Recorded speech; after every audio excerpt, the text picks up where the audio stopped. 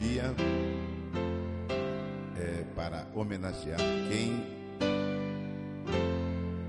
foi o autor desta canção. No programa Jesus Está Voltando de hoje, nós vamos abordar o capítulo 13 do Apocalipse, que fala da besta que subiu do mar e da besta que subiu da terra. Inicialmente vamos falar da besta que subiu do mar. Vejamos o que diz o primeiro versículo. E eu pus-me sobre a areia do mar, e vi subir do mar uma besta que tinha 7 cabeças e 10 chifres, e sobre os chifres 10 coroas, e sobre as cabeças um nome de blasfêmia. Muito se tem especulado a respeito do anticristo, de onde ele virá, qual será a sua descendência. Uns dizem que ele virá da tribo de Dan, que foi a tribo que levou todo Israel a pecar na idolatria. Outros dizem que ele terá uma descendência tanto judia como árabe.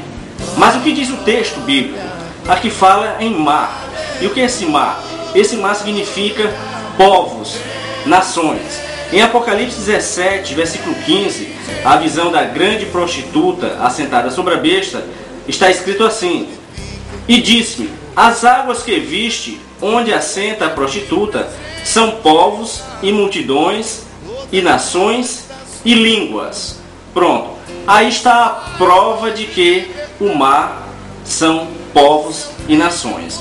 Mas é interessante aqui no texto também, que fala que ela tinha 7 cabeças. Que a besta tinha 7 cabeças. O que significa isso na linguagem bíblica? Alguns significados tem. Por exemplo, terá um poder sobrenatural. Um poder sobrenatural. Significa também a reunião de impérios que já passaram. Por exemplo, quando João escreveu o Apocalipse, ele diz que 5 impérios tinham caído na época dele. Um estava em andamento, existia, e outro viria por pouco tempo. E então viria um último império. 5 impérios na época de João já tinham caído, que era o império egípcio, o assírio, o babilônico, o medo-persa e o grego.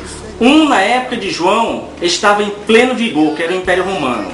Depois do Império Romano viria outro império, que será um Império Romano revivido, que nós estamos começando a ver essa processo se concretizar com a União Europeia, que já tem 27 países. E o último império seria o Império da Besta, quer dizer, o oitavo que vem do 7. Então essas 7 cabeças, traz todo um histórico do anticristo, traz todo o paganismo que ele terá, traz toda a violência, toda a maldade, toda a ação contrária a Deus. Tudo isso está refletido nessas 7 cabeças. O texto também diz que ele tinha 10 chifres. O chifre simboliza poder humano. Daniel, quando viu aqueles animais, o quarto animal, ele viu que tinha 10 chifres, que serão 10 reis.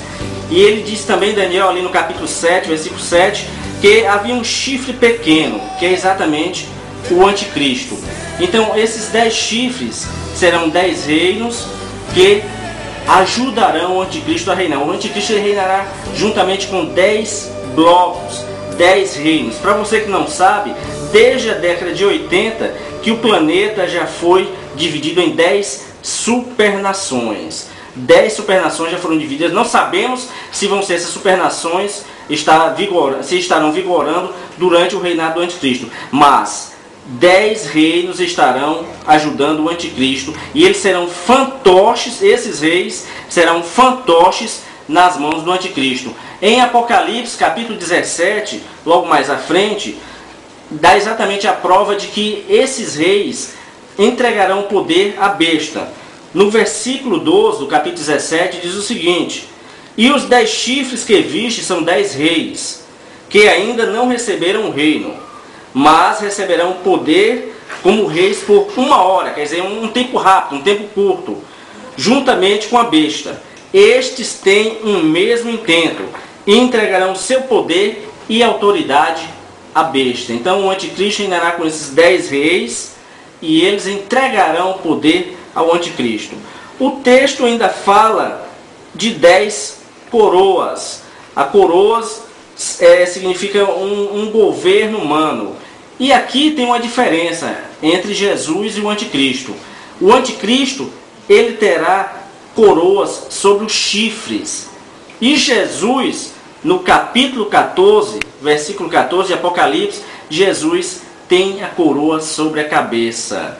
Significa que Jesus tem um poder absoluto. O anticristo não. É-lhe dado o poder, e por pouco tempo. Um poder somente humano.